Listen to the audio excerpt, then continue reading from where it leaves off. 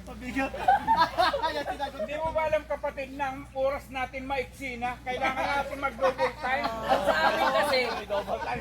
Ang sa amin kasi, kung sa papuntusan, ihambing na lang natin sa basketball. Alin ba ang mas taas ng puntos? Ang 3 points o ang 2 points? 3 points, siyempre.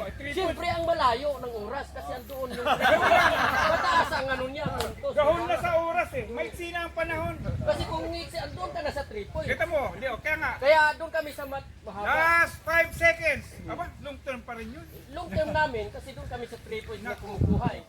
Yung puntos. Pero pagdating doon, basketball pa. Pagdating pala doon, 1 point na lang. Pag hindi naman na-shoot, wala pa din siya. Pero sa amin, shoot lahat kasi nakarating kami lahat. Ang importante nakarating. Importante, mahalaga talaga eh. Alam mo yung kapatid, yung kaya pinasan yung isa sa amin. Nabla mo yung footprints in the sun?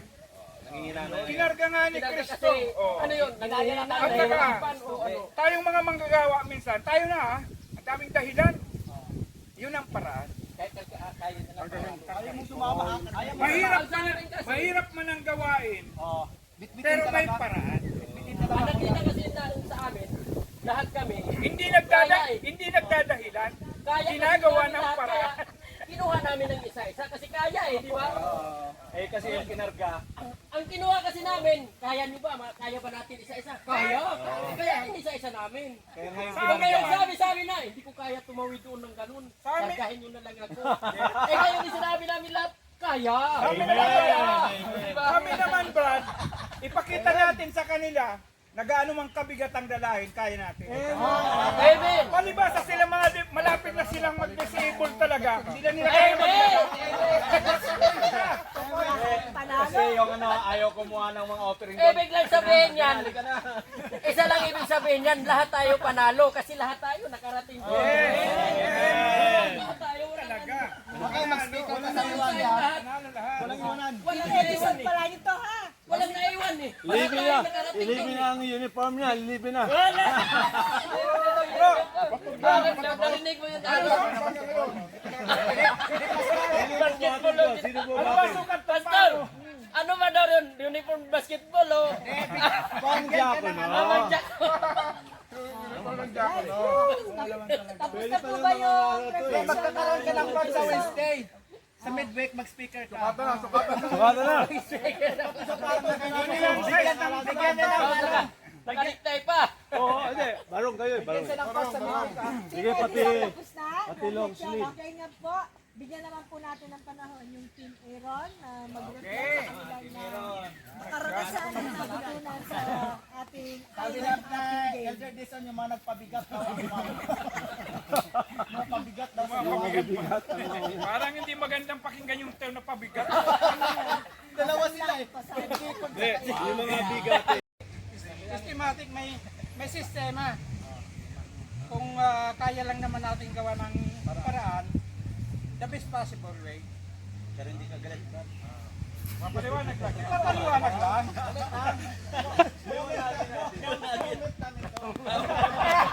Bumawi!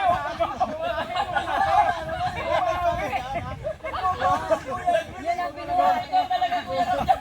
Si Doc Ed. Moment namin yan. Yan ang front edge. Yung mga binuhat.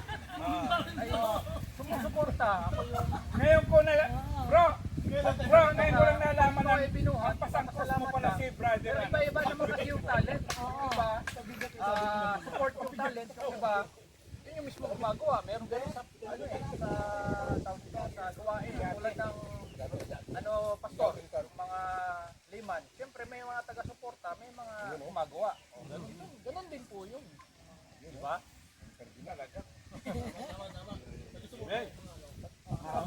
Sa mga nagbuhat.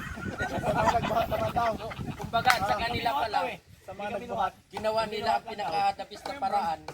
Kami naman, siguro nakita namin doon yung experience nyo. Kasi yung leader namin, Yan si yung Brother may pasan.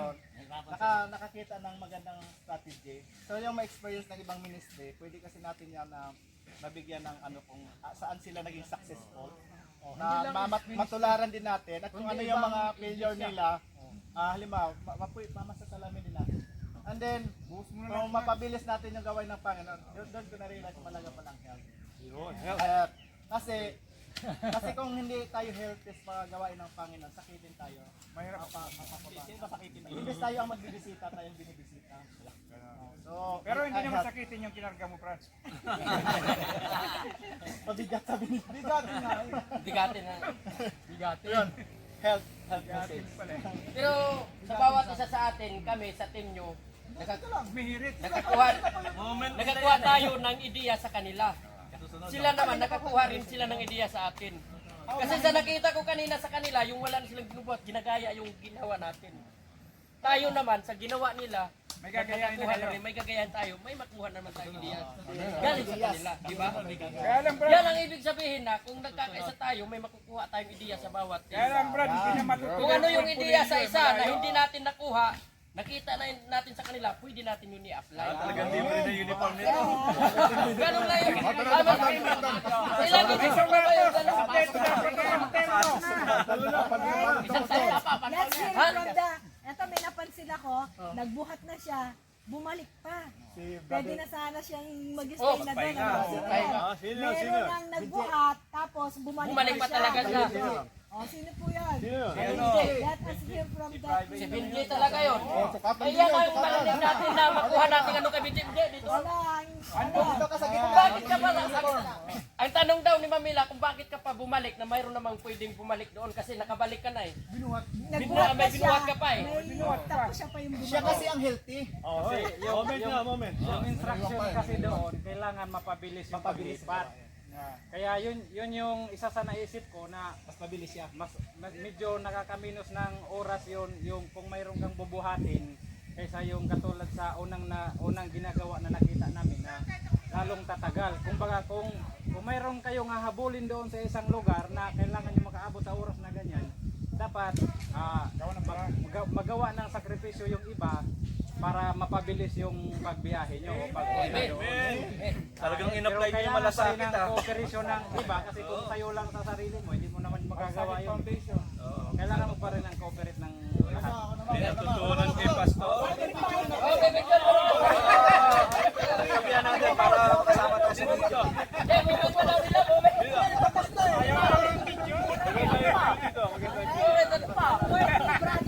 Ano, sapatos o medyas? Ang word ni Brother Benji is Parang ihirit to si parang yun ah. operation. Eh, parang ihirit din eh. May midjas na eh. Team Aaron ito, Team Aaron. Team Aaron, ah. Pajama. Payag naman kayo, Team Aaron. Pasalitay po na natin. Ako kasi kailangan din daw niya ng pantalon eh. Ako sapatos kailangan niya, kaya mauna siya pantalon eh. Ako sapatos. Okay, sorry. Nakagalit na yan. Okay, sige. Payag ng Team Aaron. Okay, alam niyo po, maganda yung sinabi ni Brother Benji. Kasi may nakita sila. Ano? Kasi may nag-umpisa. Kapatid. Kailangan talaga sa gawain, hindi lang yung kikinata. Kailangan may mag-uumpisa.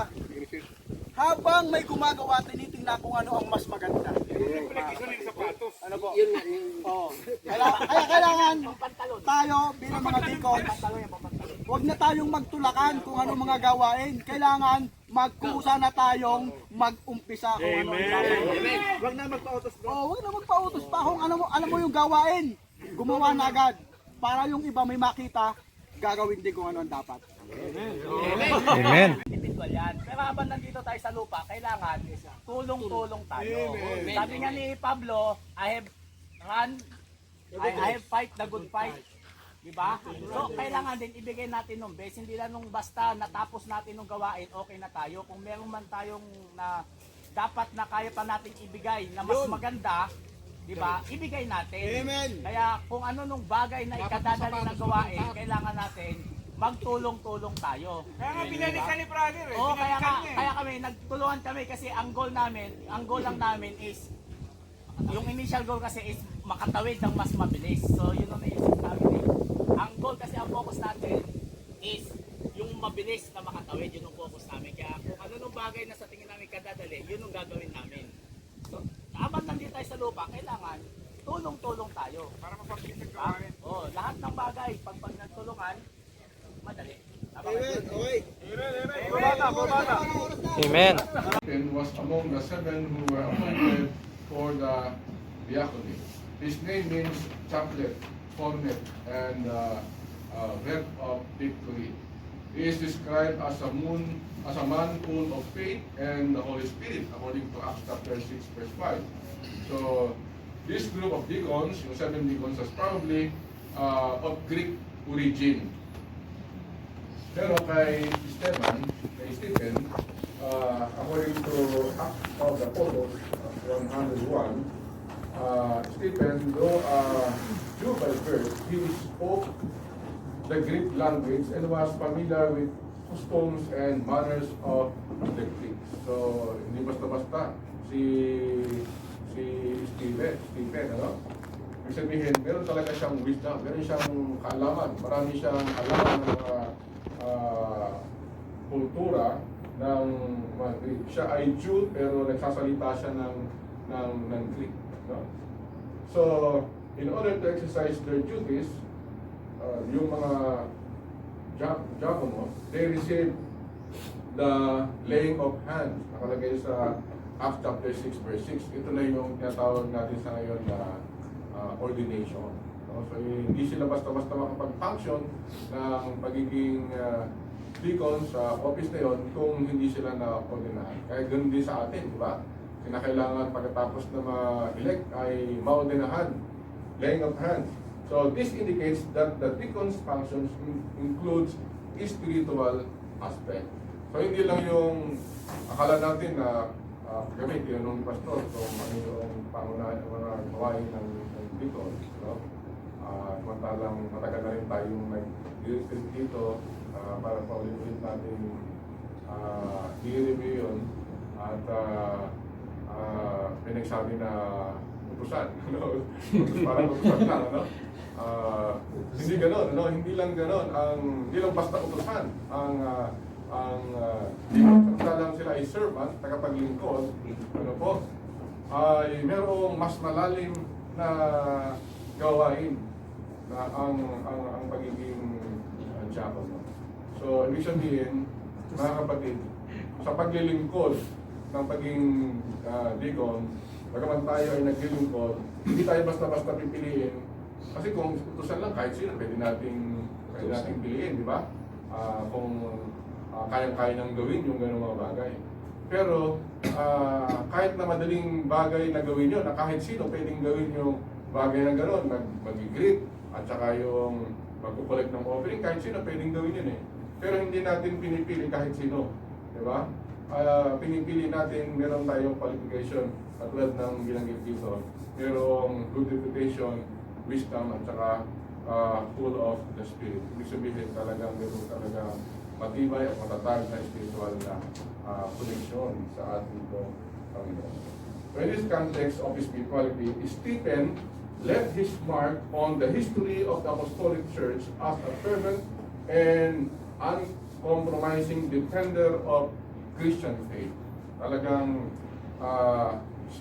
siya ay nakilala na tagapagdepensa ng Kristiyanong pananampalataya. Kaya nga si Stephen, alam natin yung kwento na siya po ay inusig at pagkatapos ay talagang nanindigan sa kanyang pananampalataya bilang isang Kristiyano at siya ay unang kinilalang martir, no? Naging martir po siya. Pinatay si Stephen sa kabila ng kanyang paninindigan, mga kapatid. So, opposing arose, however, from members of the synagogue of the freedmen, Jews in Cyrene and Alexandria, as well as the province of Cilicia and Asia, who began to argue with Stephen, but they could not stand up against the wisdom the Spirit gave him as he spoke. Yung mga nag-usip sa kanya ay hindi makapanalo, no? Doon sa pagiging matatag sa kanyang mga sinasabi, sa kanyang kaalaman, samantalang siya ay nagsasalita. This implies knowledge of the history of Israel and the messianic prophecies in the Old Testament. So, ibig sabihin mga kapatid, ay kinakailangan kung tayo ay narito sa posisyon nito. Although nakita din, maaari ng nominating committee sa pagpili natin na meron na tayong maraming kaalaman, maaari tayong mapagturo din, no? Atin ding palaguin ang mga bagay na yun sa ating espiritual na kalagayan. So, Luke, sabi po dito, Luke in his account made it clear that Stephen went beyond serving tables in the church. Hindi lang hanggang sa paglilingkod, sa iglesia, kundi humigit pa doon. Dahil lang doon sa kanyang pag-witness. As a deacon, he was also an evangelist, developing strong spiritual leadership. Subsequently, he also became the first martyr of Apostolic Church, mga kapatid. Kaya kung magpapagamit tayo sa Panginoon, at kung bibigyan tayo ng kakayahan, maaari din po tayo maging katulad ni Stephen, mga kapatid. Sa bagay, may kanya-kanya tayong linya. Kung hindi man tayo maging evangelist, ibang mga spiritual gifts ay pagkakalob sa atin, mga kapatid. Po? Kaya nga, ang mga elders ay pumipili ng elders galing sa mga deacons. Ayan. Sapagkat yung mga elders, sila yung papalit sa mga pastor. Actually, sila yung mga pastor ng iglesia. Ayan. So, sabi po dito, the martyrdom of Stephen, sabi sa Sulat Ellen White, sa Acts of the Apostles, page 101, the martyrdom of Stephen made a deep impression upon all who witnessed it. The memory of the signet of God upon his face, his words, which touched the very souls of those who heard them, remained in their minds and the beholders, and testified to the truth of that which he had proclaimed. His death was a sore trial to the church, but it resulted in the conviction of souls. Biro niya. Ang kanyang